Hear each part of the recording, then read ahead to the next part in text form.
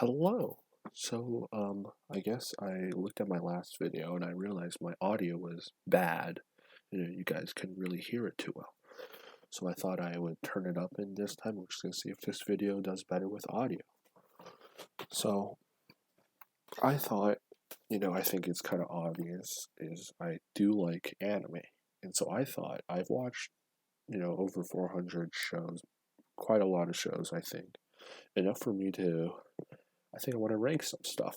And I thought it'd be fun is I don't have any script. I don't do any of that. I'm just gonna randomly generate, as you can see in the back here, randomly generate a number. And then see what anime I get. So so I have my anime list. I'm pretty sure this is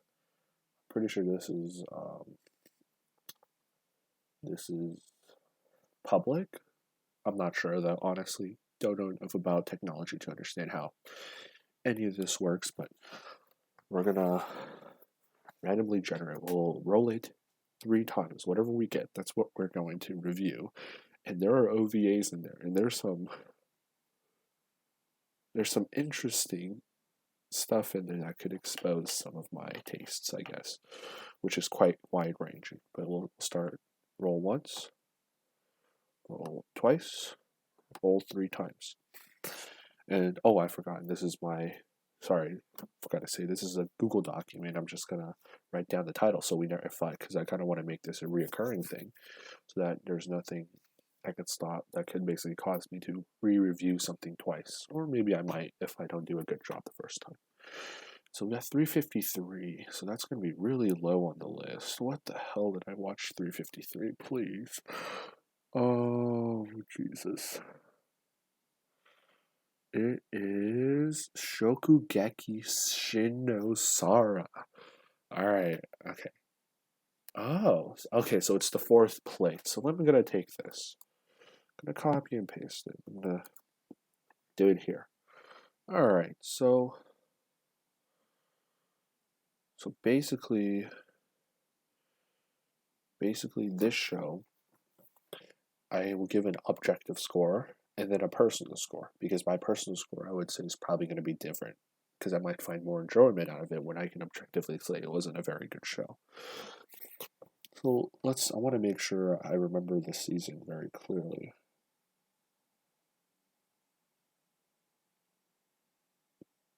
So basically, okay, so this is basically the second part of like the whole like fight against the Totsuki, like the Totsuki 10, which are the Elite 10 Council. If anyone's ever watched Shokugeki no Soma, basically it's just food wars, and it's like a show about people fighting each other through the use of food, and basically it's an ecchi, so basically meaning there's a lot of dicks and shit in there. Okay, people are just, orgasming to food. That's the whole point of the damn show. Right, I don't need to say that out loud, but, very interesting premise. And so now they're in kind of like a tournament arc, kind of. You got to get a tournament arc in any shonen, right? And so it's kind of like a tournament arc. It's more of like two opposing factions fighting each other. So right now, this is kind of like the second part to the show itself. And and honestly, if I were to talk about the show, it wasn't it wasn't something to really say too much about. I feel as though it's something only someone who really likes Shokugeki no Soma is still sticking it out to the fourth fucking plate. But it was fun. It's still like a fun show. But I think that because it is the second part of like this arc, where when they cut it off on the first when they cut it out on the first part of that plate, right, which is the first part of this is the second part.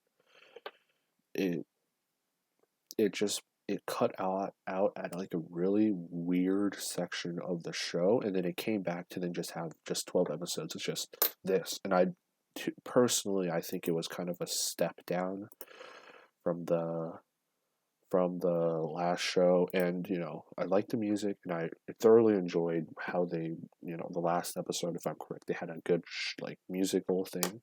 But personally I give it maybe like You know, it wasn't the best. Maybe a 6, and then objective score like a 6 too, because objectively it's really similar to the other Shokugeki no Soma shows. It's a fun, lighthearted show. It's just for people that just have fun, you know, do whatever you want, watch a show, you know, be happy about it.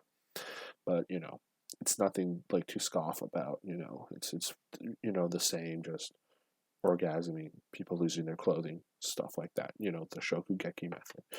So I think I want to go and let's see where we're at in recording here. So yeah, we can talk about some more, right? We can do maybe 3 of them. So let's do another. Let's regenerate. 1, 2, 3. All right, so we got 216. What is that? Now this is going to be interesting. And so this list will increase now because I am still watching quite a lot of anime. So 216. It is Kuroko no Basketball Nukshin. All right, so you know, God damn it! Of course, I get a fucking OVA.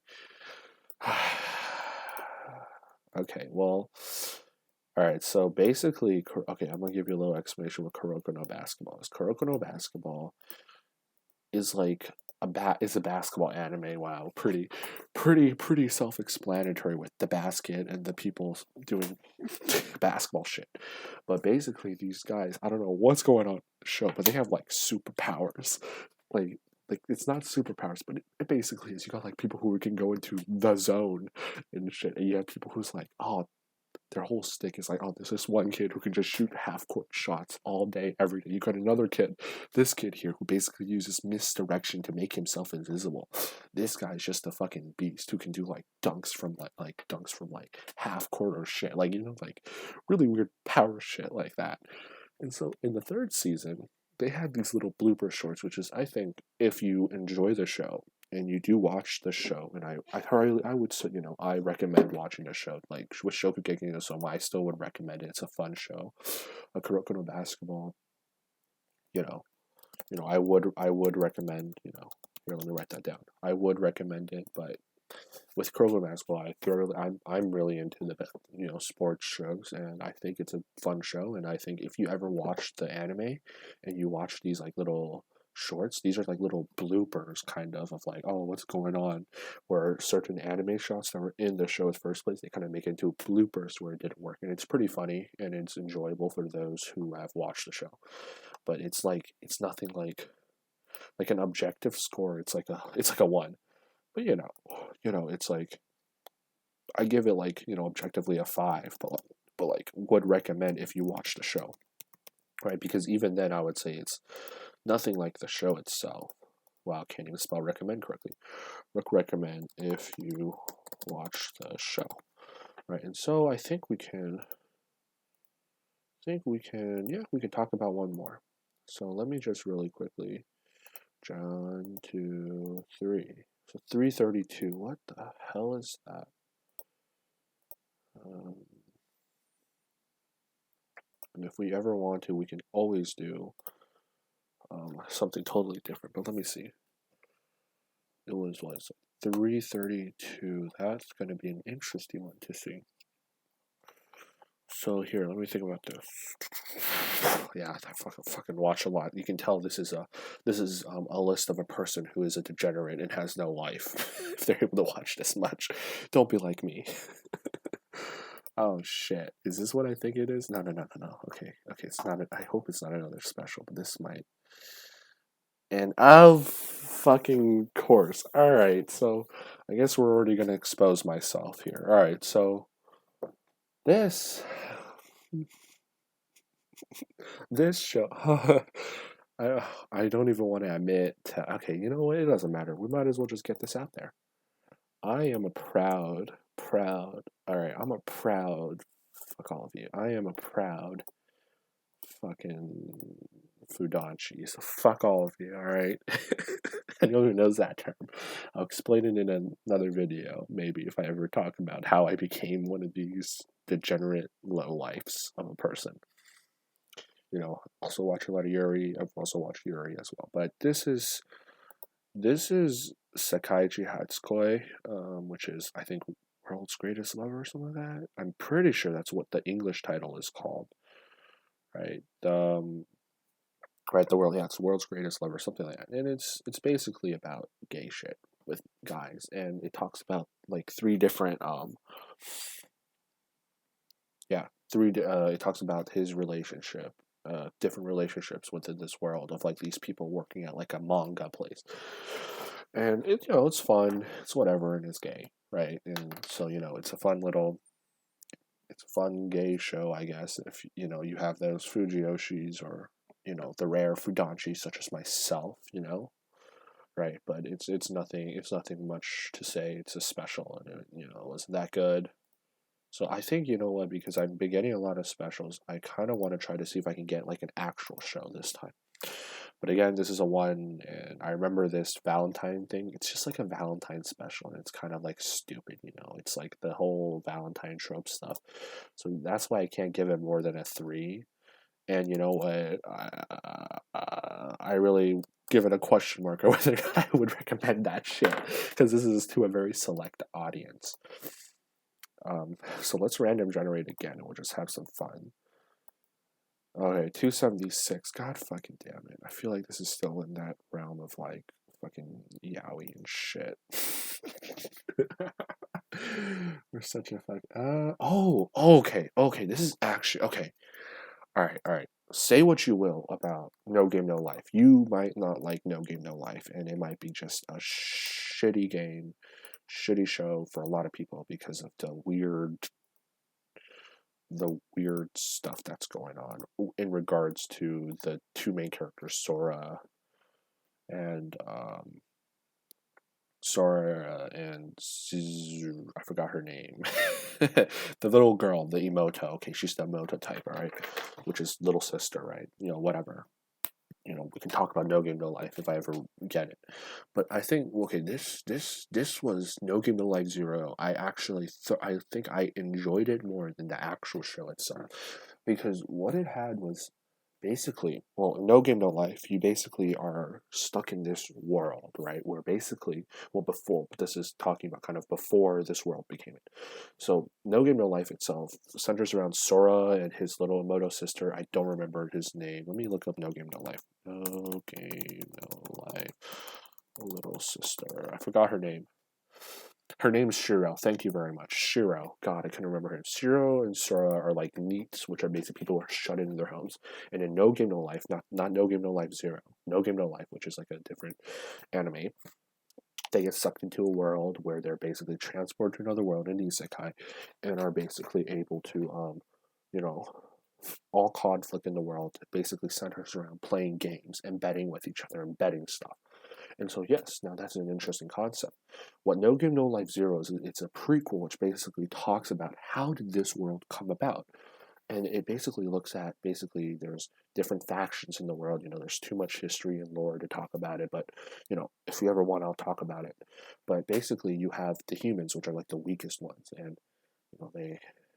they're pretty fucked. And in No Game No Life Zero, you just see how fucked they are.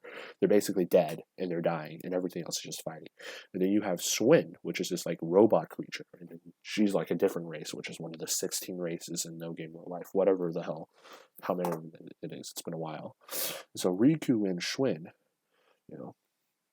I mean, sorry, Riku is the male, and then Schwinn is this girl over here. So, okay, Schwinn and Riku choose to work together, and they choose to work together to try to help each other basically stop the fighting and get and win, right, and win the war by try to find, let me see, I want to make sure, what was it called? Yeah, and so they want to basically get peace throughout the Discord, and so they try to do it. And what I really liked about this show was the relationship between the two was actually quite nice. And the conflict that they're really fighting for was basically their self-sacrifice, the humans' self-sacrifice to basically create a more peaceful world, this world, where in this world it's not about brawn or strength, right? Which is what all the races have been fighting each other have been doing. It's more about who can outsmart each other, and that's what the humans have to do. Which is why, even though in this world, they're kind of weak. They have to outsmart everything, and you just get to see that start of the outsmarting and the out cunningness that you see within No Game No Life and No Game No Life Zero. So yeah, I thoroughly like this show. So I would say, good objectively, it's a 7, and I thoroughly enjoyed it. 7. Would recommend if you watched the show. Would recommend if you watched the show. So yeah, it's very nice actually. So yeah.